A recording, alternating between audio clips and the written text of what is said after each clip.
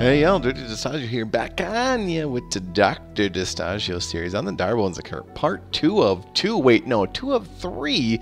We are going to make this a little bit longer. What I'm doing right here is I'm actually changing the position of the heroes, and what I'm doing is I'm aligning Pumpkin Duke, Thunder God, and Druid in the center 3 bases. Consider that an arrow pointing up. And what we have is Thunder God at the top of the arrow, Pumpkin Duke right in the center, PD, Druid at the bottom, holding down the fort there, and then you have Champion on the left, Succubus on the right.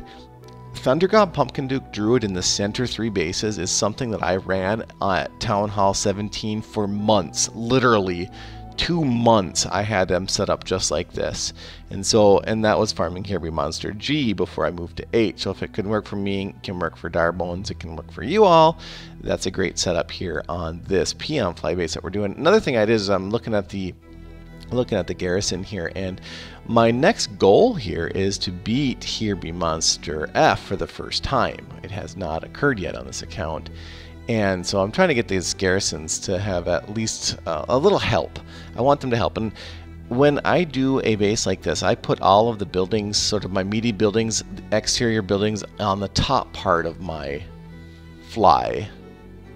And so that means that if I have any garrison, if I am going to use garrison and choose to do that, I'm going to want my garrisons to be in those 2 towers. So for me to do this, though, for me to get a green 1 garrison out of this Frost Witch here, I do need to bring her up to a 2 of 9, and she's already at level 20. That's enough for 56 garrison points. 50 garrison points gives you your first 1, that little 1 green garrison, which increases range and makes that tower prioritize itself on heroes in the HBM Monster wave. So that's a very important garrison to help you beat HBM Monsters a little bit ahead of schedule, if you will. Typically, you do want to grind garrison. You do want to grind out your HBM Monsters without using garrison, because then all of your experience is only divided by your heroes on your hero base. Right now, what's going to happen, instead of all of the experience earned here, if we do win HBM Monster F, right now it's going to be divided by the 4 garrison heroes plus the 5 in the bases. That means 9 heroes are going to split experience, and some of those in the tower are capped at level 20.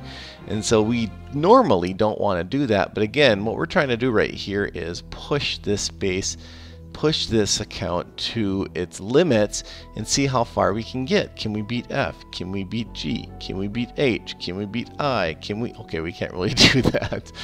Again, these are sub 100 heroes here, and 100 or less, but the Druid there is 102.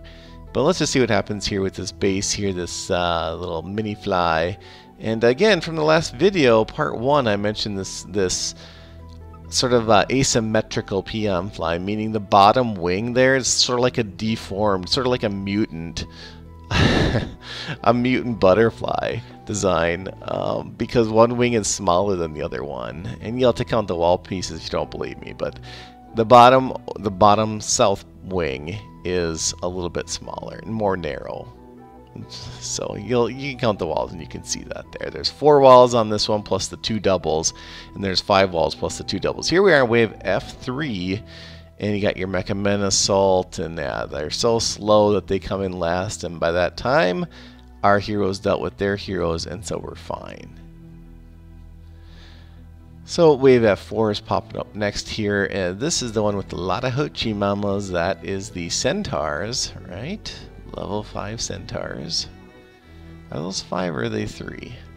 I forget. The white ones are 5, right? So I think these are 3. Alright, took down wave F4. This was actually a little bit easier than I thought it would be. And so yeah, I think this account, based on how this occurred, this was almost flawless, I think. I mean, are we in risk right there? Not really. I didn't lose 1 hero, right? I got 1, 2, 3, 4. Okay, I got 4 heroes. I did lose 1. Probably Pumpkin Duke. Yes, Pumpkin Duke is who I lost. But we only lost half the towers here. We pick up the 35 shards. 84,000. That's the first time this account beat HBM Monster F. So naturally, right, we must try to beat G. Right? Am I wrong? Am I right or am I wrong? And so that was great. Now I see this awesome sale here though. Now when I do a Dr. Distaggio series, I try to leave the account a little bit better than it was when it was handed to me.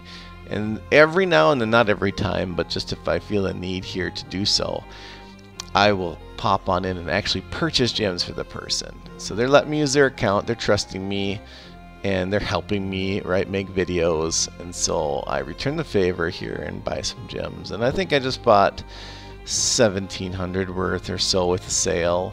And what I did there is I rushed that town hall up to 16 so I could build 10 walls, and then I rushed the walls as high as I could get them with the gold that we have, which is about 800,000. So boom, boom, boom, wall level 7, 8. Oh, I can only do 8. I never use gems. Never, ever use gems on rushing walls. Please, for the love of dirt, do not do that. I'm not allowing you to do that, so don't do that. You can rush buildings, you know. I'm not against rushing buildings. I'm not against rushing magic. I'm not against rushing troops.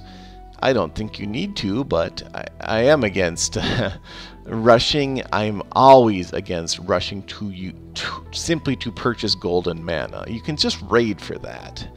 You should be able to raid for that, or you should have a Smurf account. And if you don't have a Smurf account, well then you're going to have to search for my Dirty Smurf series, because I have a good series there on exactly how to build a Smurf account to basically give you unlimited resources to your main account. And it's not violating really any rules of play, because IGG has allowed you to have a second account which you can use for shielding your other account. I stopped doing that. I haven't used my Smurf in months, and I have like 5 of them. I just don't need them. So what I'm doing, I'm redesigning the base to try to be G. I'm trying a little bit new design. This is a very close variant of another base of mine that I have designed that I haven't really released yet. Alright, so for those of you that made it this far, again, this account's in Guild Buried, but hey, go to your guild hall. And first off, if you're not in a guild, join Guild Buried. And if you are in a guild, search Guild Reject. This is top secret for those of you that made it this far, super fans. You know, not a lot of people watch videos to the end. Search Guild Reject. This is a guild I have a lot of my extra accounts in. And there's a couple base designs here. Some are just like placeholder accounts that I'm just sitting on right now. But here, look at Super Fuzzy. Here's the one I was actually looking for. And this is a very similar low town hall level version of the base we're sort of working. So if you're curious, just go look at that Guild Reject and go check it out. And here's Extra Fuzzy. This is the Peon Fly. I love this account. I live in this base right here, Peon Fly. I live in that base to like town hall lots, like 14 normally, between 8 and 14. You can build that at 8. It's Fuzzy God too. Here's another variation of the sort of like a Peon Fly variant. And again, once you hit Town Hall 17, that's where you can actually build the true, honest-to-God, Ronger Butterfly V2. Hey, I'm going to cut it off here. As always, keep it dirty. And watch for part 3, and we're going to try against Here Be Monster G. Dirty up.